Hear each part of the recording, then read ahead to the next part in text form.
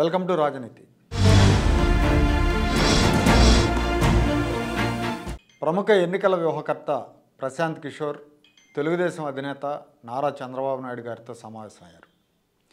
Vijayawada airport నుంచి ప్రశాంత్ కిషోర్ని నారా లోకేష్ గారు స్వయంగా ఇంటికి తీసుకెళ్లటం అందరినీ సంభ్రమాశ్చర్యాలకు గురి చేసింది. ప్రశాంత్ కిషోర్ ఎన్నికల వ్యూహకర్తగా 2014 ఎన్నికల్లో బీజేపీకి పనిచేయడం ద్వారా బాగా పాపులర్ అయ్యారు.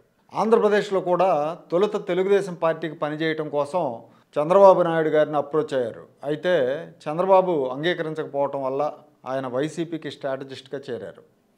వైసీపీ గెలుపు కోసం పనిచేశారు. గెలుపు కోసం విద్వేషాలు రెచ్చగొట్టారు, అసత్య ప్రచారాలు చేయించారు, కోడికత్తి డ్రామాలు కూడా ఆడించారు. వైసీపీ గెలిచిన తర్వాత కూడా జగన్ కోసం పనిచేశారు. 6 నెలల క్రితం వరకు కూడా జగన్మోహన్ రెడ్డి కోసం పనిచేశారు. అయితే కొన్ని విషయాల్లో జగన్మోహన్ రెడ్డితో విభేదించిన ప్రశాంత్ కిషోర్ ఆయనకు దూరం అయ్యారు. జగన్మోహన్ రెడ్డి విధానాల వల్ల ఆంధ్రప్రదేశ్ నాశనం అయిందని తనతో పరిచయం ఉన్న నాయకులందరికీ చెప్తూ వచ్చారు.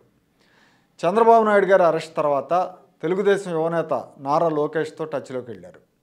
లోకేష్ ఢిల్లీ పర్యటనలో ఉన్నప్పుడు వీళ్ళిద్దరి మధ్య తొలి సమావేశం జరిగింది. ఆ తర్వాత నుంచి పీకే తెలుగుదేశం పార్టీ స్ట్రాటజీ కాల్స్లో, జూమ్ మీటింగ్స్లో కూడా పార్టిసిపేట్ చేయడం మొదలెట్టారు. తెలుగుదేశం పార్టీ అనుసరించాల్సిన విధానాలు, సోషల్ మీడియా స్ట్రాటజీల మీద పీకే సూచనలు, సలహాలు ఇస్తూ వచ్చారు. ఇప్పుడు ఎన్నికల సమయం సమీపిస్తుండటంతో ఇక తెర వెనక నుంచి బయటపడాల్సిన సమయం ఆసన్నమైంది. అందుకే ఈరోజు ఉండవల్లిలో చంద్రబాబుని కలిశారు.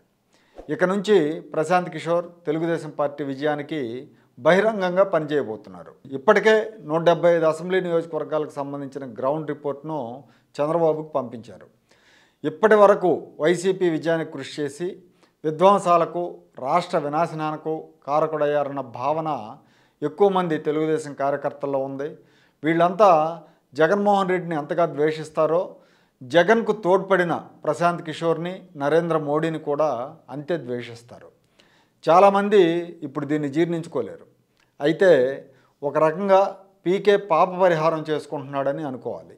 తాను తెచ్చిపెట్టిన బురదను కడిగే బాధ్యతను ఇప్పుడు ఆయన నెత్తిన పెట్టుకున్నారని అనుకోవాలి. ప్రశాంత్ కిషోర్ జగన్కి ఎందుకు దూరం అయ్యాడని గతంలోనే రాజనీతి అనాలిసిస్ ఇచ్చింది. అప్పుడు నేను చెప్పింది ఇప్పుడు బహిరంగమైంది.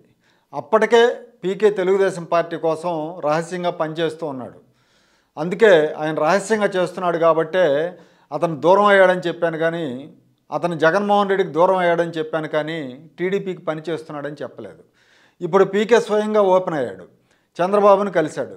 తెలుగుదేశం పార్టీ విజయం కోసం ఇప్పటికే పని మొదలెట్టేశాడు. 4000కు పైగా సోషల్ మీడియా అకౌంట్లను క్రియేట్ చేయించాడు. గ్రౌండ్ లెవెల్ అనాలిసిస్ చేస్తున్నాడు. ఎన్నికలకు అతి కొద్ది సమయం మాత్రమే ఉండటంతో తెలుగుదేశం పార్టీ కోసం ఇప్పటికే పనిచేస్తున్న రాబిన్ శర్మ టీంతో కలిసి పీకే పనిచేయబోతున్నట్టు సమాచారం అందుతోంది.